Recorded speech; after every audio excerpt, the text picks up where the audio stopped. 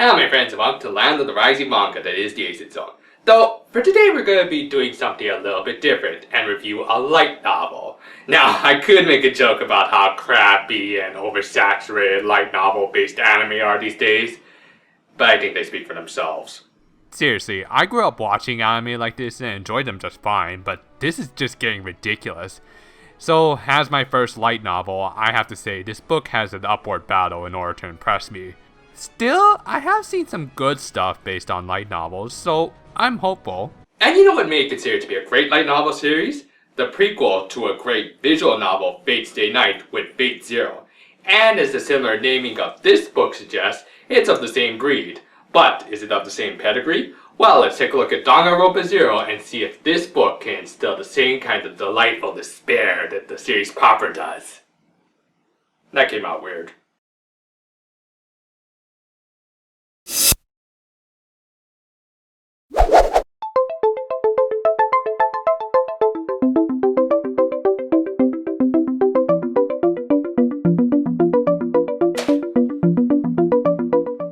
Want to take a read?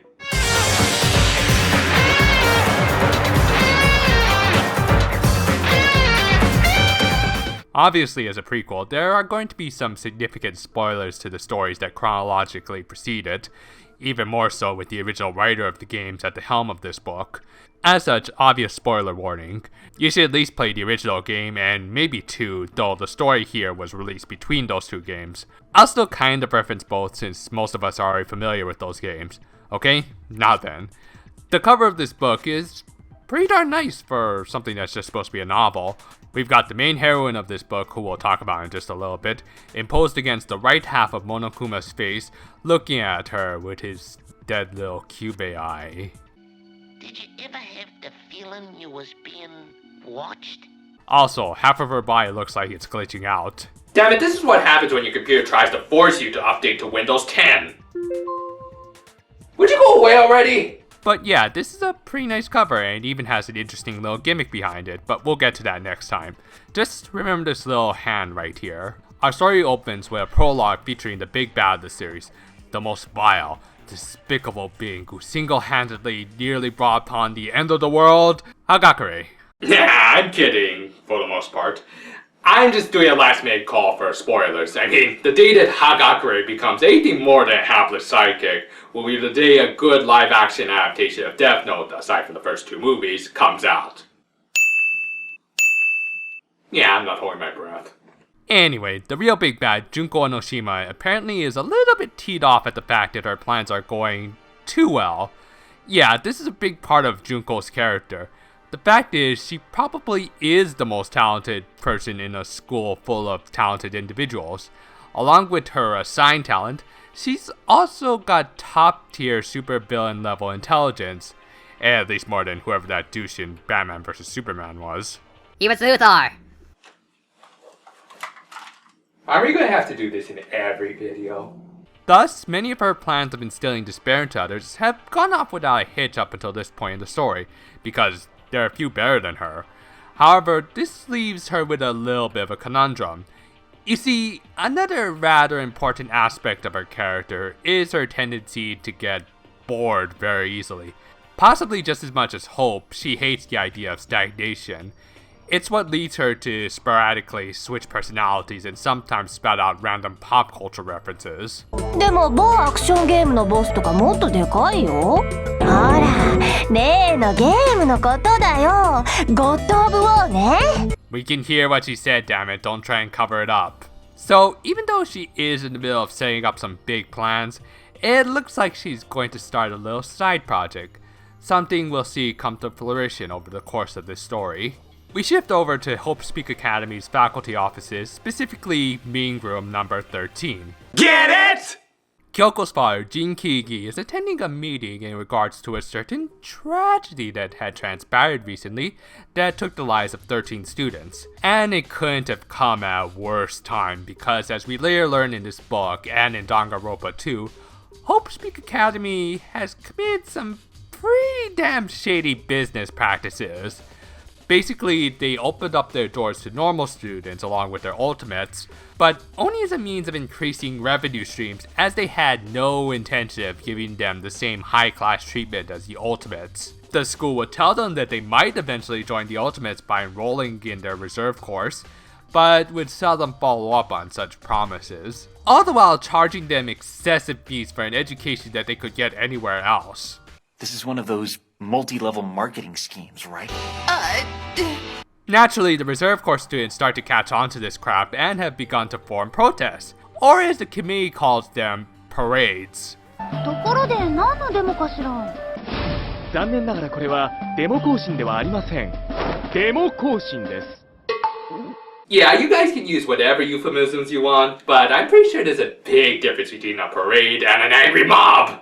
And yet they still try to apply the Adam Savage philosophy and figure the best course of action when dealing with a tragedy is just to cover up the whole damn thing. Because yeah, that always works in the movies, doesn't it? Funny thing, until I looked up a picture of these guys for this video, I was imagining them as a bunch of big-headed blue dudes for some reason. We move on from that to meeting the main heroine of this book, Ryoko Otonashi.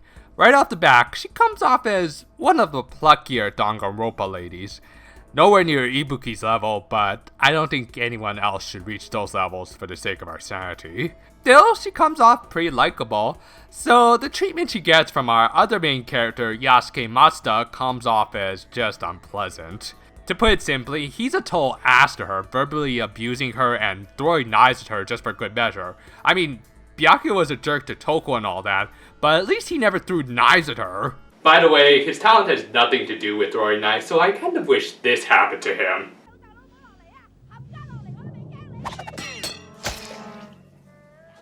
While he does stand up for her once in this book, it's not quite enough to redeem him in my eyes. At this point, I haven't read the second volume, so I am hoping he will at least have some sort of character development later.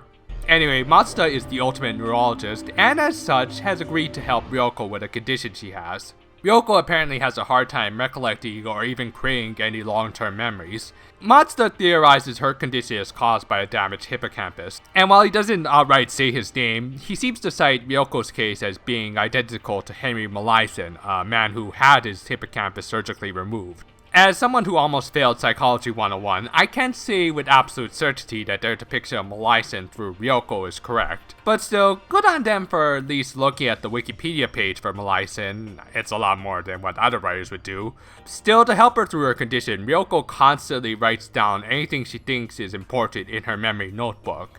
One of the few things she never needs to write about is Matsuda, who she has to make a hots for. Again, I have to ask, is Byakuya 2.0 really worth it? I mean, she even invites him to watch Home Alone together, and yet he says he's not interested. Come on, unless we're talking about anything after 2, I don't see the problem. 5 though? Oh, this one's the classic one. The holiday heist. Look at that face. Anyway, Matsuda gets called in by the steering committee to interrogate one of the survivors of the aforementioned tragedy, leaving Ryoko to her own devices. While in her dorm room, she receives a letter from someone who claims that they stole some of her written memories. They tell her to meet them later that night if she wants them back. Also, the writer seems to suffer from a serious case of ADHD, as it included some pointless lines like, Right? Isn't that right? Though, considering stealing memories isn't part of the genocider's MO, I'm guessing it was someone else, possibly with the same English voice actress. Ryoko heads to the meeting spot and does find what appears to be one of her memory notebooks, in a pile of blood, underneath a hanging corpse. I'd say that's shocking, but this is the world of Danganronpa, so maybe this is just another Tuesday for them. Now, Ryoko is rightfully scared silly and runs inside hoping to confide in Matsuda for help. She's informed that he's still away by Yuto Kamishiro. I mentioned him in my least favorite characters list as a dishonorable mention, as I had only heard about how bad he was, and now that I've read this book and learned more about him, I'm starting to think I should have replaced Kana Nakajima with him as my 5th least favorite character in this entire series. You'll see why in just a bit. Anyway, while looking through her notebook, she realized she didn't pick up the second notebook that the killer left behind at the crime scene. You know, the one that had her name on it and was covered in the victim's blood. Oh, balls.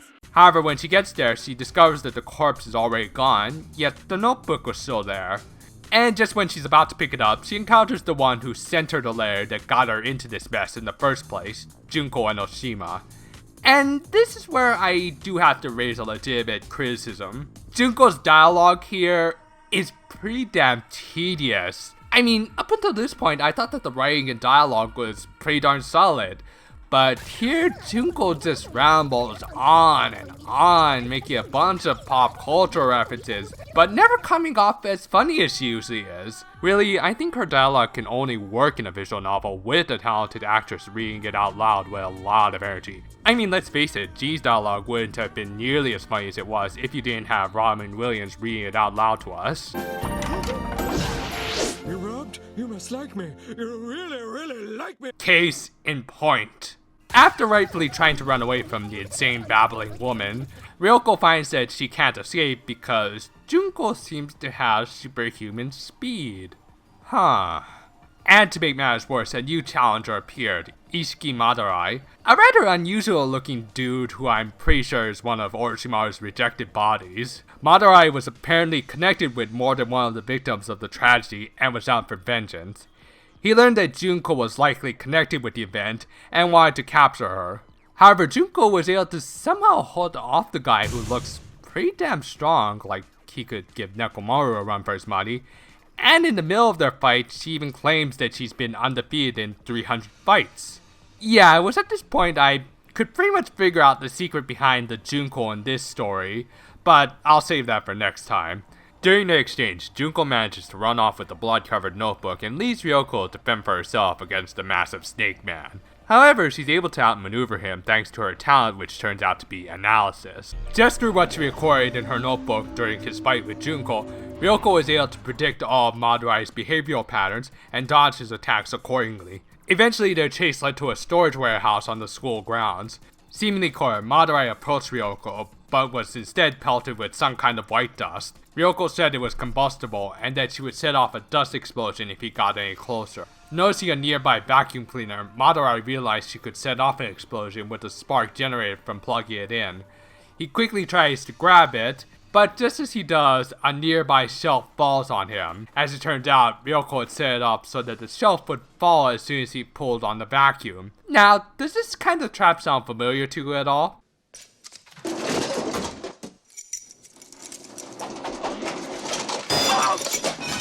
Yep, it was a Home Alone style trap, probably based around one from the second movie, and oh my god. Actually, looking back at these clips, I realize now these were pretty damn cruel movies. Well, thank goodness those movies had no influence on me whatsoever, and I was able to become a proper member of society who would never do anything so cruel to others. Hey, Anna! Baby John, maybe we should consider hiring somebody to feed her. You know, like, oh, I don't know, somebody from the zoo. Oh, come on, don't say that. I'm sure you two will get along soon enough. Yeah, I seriously doubt that. And I seriously doubt you can actually pay to live here. I'll get back to feeding her. You do that. What? But yeah, remember that Home Alone thing I brought off kind of offhandedly? It was brought off just as offhandedly in this book, so you'd never expect it to be brought up again, much less like this. So, bravo, really good foreshadowing there, Danganronpa. And unfortunately for Madurai, he lives in a world where they have slightly more realistic physics than Home Alone, and he's not doing as well as Marv was after having a shelf full of paint cans fall on top of him. Ryoko leaves the dying Madurai under the fallen shelf and heads back to her room. However, before she can make it back, Madurai somehow returns and looks like he's going to take her. But not before a girl with a familiar laugh returns to finish him off. During this, Ryoko passes out after a very long night. The following morning, Ryoko wakes up to find herself tied to a bed, and the one who put her there was Mazda. Nah, he doesn't actually do anything to her, as he doesn't even go on top of the bed. Rather, he goes underneath it. Why? Cause he likes the lint that comes out from the bottom? I don't know. Anyway, odd positioning aside, the two of them actually have a really nice exchange together, with Matsuda recollecting an event from primary school between the two. Ryoko's situation is actually a really sad one, as she is constantly struggling to remember things, including Matsuda's face at this point, as even her strong feelings towards him are beginning to fade with her memory loss. I actually kind of like the scenes between the two of them. I just kind of wish Matsuda wasn't such a mega douche. Because after learning that she had met Junko, Matsuda tries to cover it up by suggesting that the notebook entry she made about her wasn't real, and that she should just rely on him for her memories. Considering that that book has been the amnesiac girl's entire world, he's basically telling her that her whole world could be a lie, so she should just trust him, even though he's withholding information about a woman who we all know is a very dangerous killer! Matsuda's acting stupid again. Again, I'll reserve my final judgment for this guy after I've read the next book, but this is just getting frustrating. Anyway, after Matsuda leaves the room, Ryoko is untied from the bed by Yuto Kamishiro, who had actually been in the room probably since the beginning of the chapter, but neither Ryoko or Matsuda noticed him. Apparently he was able to hide in plain sight just because he has a weak presence. So basically he has Momoko Toyoko's stealth ability and has earned himself the title of the ultimate spy. Though I'm pretty sure most spies try to avoid leaving a ton of breadcrumbs all over the place. Anyway, after releasing her, Kamishiro tells her more about the tragedy. As it turns out, information about it had already been leaked by Junko through a cryptic email. The email didn't completely reveal it or anything, but the seeds of doubt have already been sown. Following all of these serious scenes, we get a hilarious scene of Kamishiro asking Ryoko for payment for all that he's done. She at first thinks he wants more bread, but as it turns out, he craves some different kinds of buns. He comes right out and says that he wants to do her and sexually harasses the girl. And I don't have to take it. Sexual harassment violates you, and it violates the law. I honestly skip reading a lot of his dialogue because he makes Teru seem subtle by comparison. Hey, Mr. Ultimate Spy, you ever wonder why there are so many 007s? It's because they keep dying from STDs, so keep it in your pants! Thankfully, he goes away for the remainder of the book, and we cut to a much more likable character. Kyoko Kyugi, before the events of Danganronpa 1, was set to be a member of the steering committee to learn more about the tragedy. However, before they could even start talking, a ton of deaths fell on top of the poor old dude. Damn it, why did Chef pick today to start filming the new Monogatari season? Actually, now I think about it, Danganronpa's unique art style would probably work a lot better if it were produced by Shaft instead of Arcade. Make it happen, Shimbo. But no, again it was actually Junko pulling a Joshua on the committee member. Kyoko reports this to her father and has deduced that one of the masterminds behind the tragedy was somebody by the name of Izuru Kamakura. Dun, dun, dun! The light novel concludes with Ryoko in her room being visited one last time by Junko. She rightfully tries to get the crazy pink-haired girl to leave her alone, and surprisingly, Junko complies, but not before threatening to take the life of Matsuda. At first shocked by her words, Ryoko quickly gets to her feet and runs out of her room in pursuit of Junko. While she'll likely forget what Junko said in just a few minutes, one thought will remain in her head. She has to save Yasuke Matsuda. Screw him. This light novel so far is pretty darn good. I hesitate to call it great until I read the next book, and I do have a few problems with it. Junko and Kamashiro's dialogue kind of slow down the story's pace, and they're generally annoying and or squicky as all hell. And I actually ended up skipping over a chapter because I felt that it spoiled the big reveal that this story is building up to. No spoilers! We'll discuss it more next time, but I think even first-timers to the series after reading that chapter will be able to predict what's going to happen. It's that blatant. Still, aside from all of that, the other dialogue is pretty well written, the story still moves at a really good pace, and I've really come to like Ryoko despite knowing what's coming next. She's cute and pretty funny, and also has a really gripping conflict behind her. And before anyone points it out, yes, she does remind me a lot of Chihiro Shindo from F, with both girls being amnesiacs who rely on their notebooks for everything. That may be part of why I like Ryoko so much, as I do love that series. Her relationship with Matsuda, despite leaning towards abusive at times, is still pretty sweet. I'm not completely sold on Matsuda, but I'm willing to give him until the next volume. As for whether or not it's worth the import, I would say yes if you're advanced in Japanese. Otherwise, unless you really want to complete your Danganronpa collection, you're gonna have a hard time reading all the kanji in this one, and you're better off with fan translations. As of the time of writing this, I've heard nothing about any sort of plans for localization, But with more and more light novels being localized and Danganronpa's rising popularity, I am hopeful that this prequel will be picked up because so far I've been enjoying it. Next time we'll take a look at the second volume in this two-part series. That is unless it decides to change on me again. Okay, hopefully next time more memory loss and a little less horny spies. Until then though, farewell for now my friends.